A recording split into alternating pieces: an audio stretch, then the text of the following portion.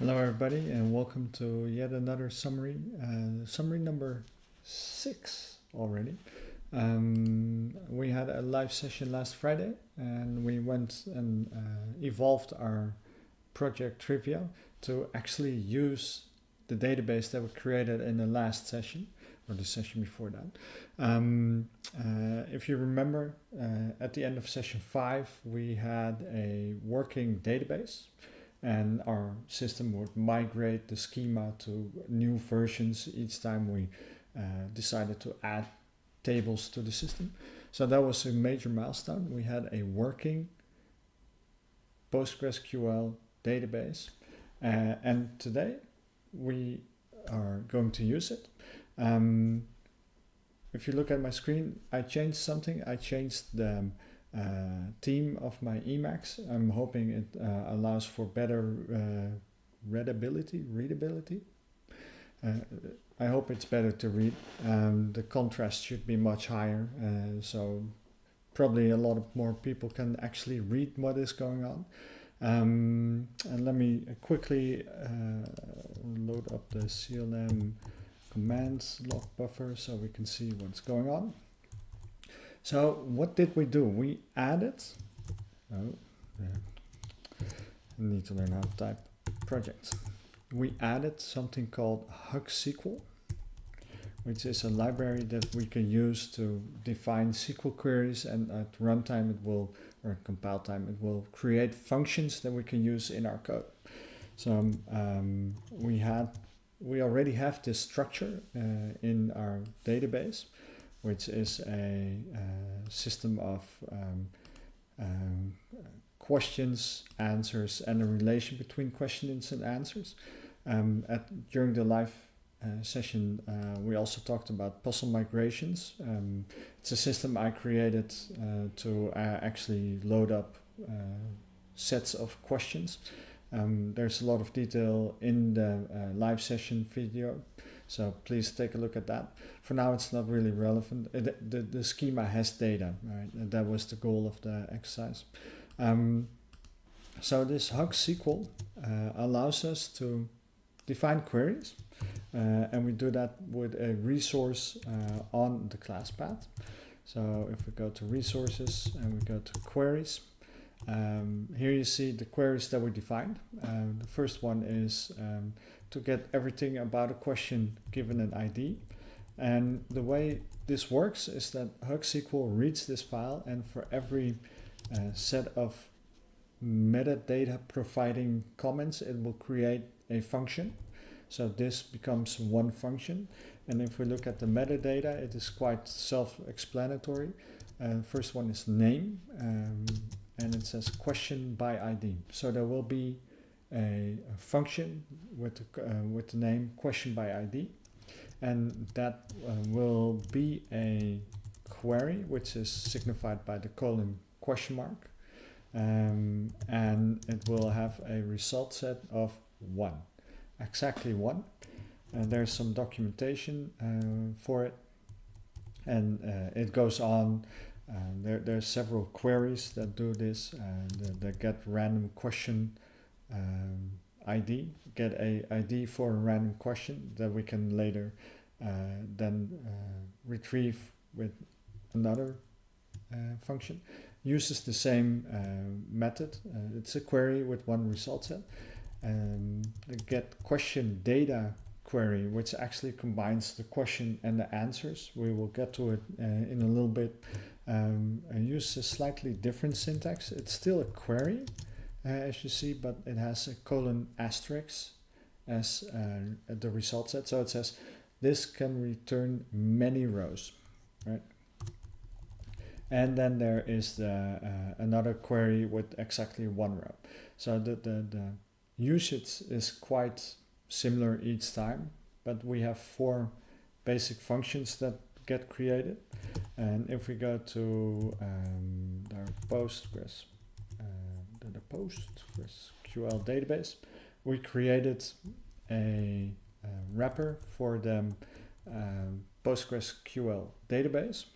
which is basically a component.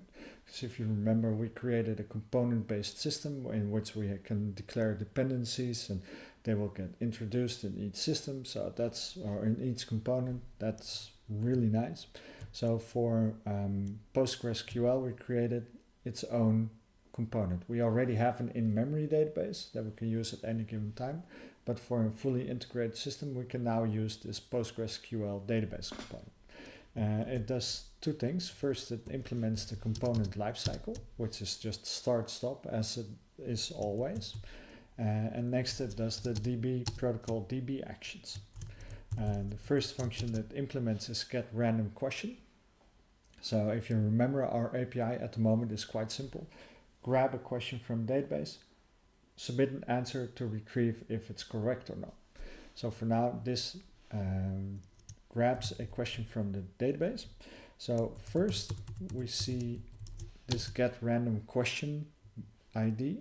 It's one of the SQL statements that is being generated, and it's being generated by this one function here, HugSQL dev db funds, and it reads the SQL file, and then it creates those functions that are defined in that SQL file. So we don't write our own SQL statements in our code. We just define it, and HugSQL takes care of it, which is quite awesome because it makes for a nice compact code view, and nobody wants to write out SQL statements in all the boilerplate code, right? So it introduces these functions that get random question ID, which actually requires us to pass along the database, which is fine. We can get it from the pool that the connection pool that is passed along to the component by accessing the spec key, and then following that, first that gets executed, so we get an ID, and then we actually call get question data, which retrieves a selection over question and answers, and it lists all the question and answers for that ID in one result set. So that is not entirely what we need for our API. So what we do need is to have a construct. If you remember, if you go to the web server, it has the schema definition. It has a schema definition for question. It has an ID, it has question, it has a list or vector of answers, and an answer is an ID with an answer, the text for that answer. So we need to return that from our database component. So we wrote some helper functions, in this case create question, which uses a destructuring syntax to grab the keys question ID and question text. If we look at the queries, you see that we have a column called question ID. There we go. Question text, the answer ID and answer text. You get the gist of it. And by using this destruct system or syntax, we can just introduce question ID, question text from that data structure into our namespace at this context, and then given the same data set, we can use create answer to create a vector of the answers, and we basically use the same syntax here. ID with answer ID and answer text. We could actually use a destructuring here when I look at it now to introduce the answer ID and answer text directly. It works either way, right? You see the beauty of Clojure. You can do many things in different ways to have the same exact result. So it will end up with a structure which is an ID with question ID, the question being the text and the answer being the vector of the answers. And that will be passed through the API to the end client. The client itself will then go and submit an answer for this question, and that is checked in the correct answer function. So we have that done. We grab the database function that is defined in the query SQL. So is answer correct? We pass the pool and we pass it the parameters of the function. If we go to queries, you see here that we have some named parameters. One is question ID, one is answer ID. So we need to pass those along to the question itself, to the function itself. So question ID and answer ID. It is passed along and we retrieve the correct field from it. So given if the field exists, it will either be true or false. If it does not exist, it will be nil. So we need to take care of that situation. So we now have this if statement. If nil, then false, and else just pass the value that was there already. And in our API, this means that, where is our API? The answer now just gets this correct value or not. We used to just pass the entire structure, but now we do the answer value, and we create this map with the correct question mark as a result. And for a 1 hour and 45 minute live broadcast, that was it. It takes a little bit of time to work through all that stuff, but given these changes, we did a commit and a build, and it actually works on our Heroku instance. If we look at our Heroku data for our application at the moment, you will see that it has 3 open connections, which it already had because of the connection pool, but it now has 134 rows, which has the questions and the answers. And our application now, the first question will be wrong because we did not fix this problem. But now we get some new questions as well, because I added some movie related questions. The moon of Barrett's, a diamond, that Marilyn diamonds are a girl's best friend in this gym. Oh, for how much? Probably, I'll take this one. Yes. All right.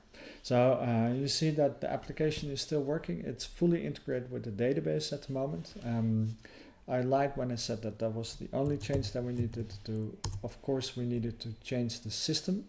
We needed to actually pass along the PostgreSQL database instead of the in-memory database. But we're at a whole system now where we actually talk to the database, and we are ready for our new changes.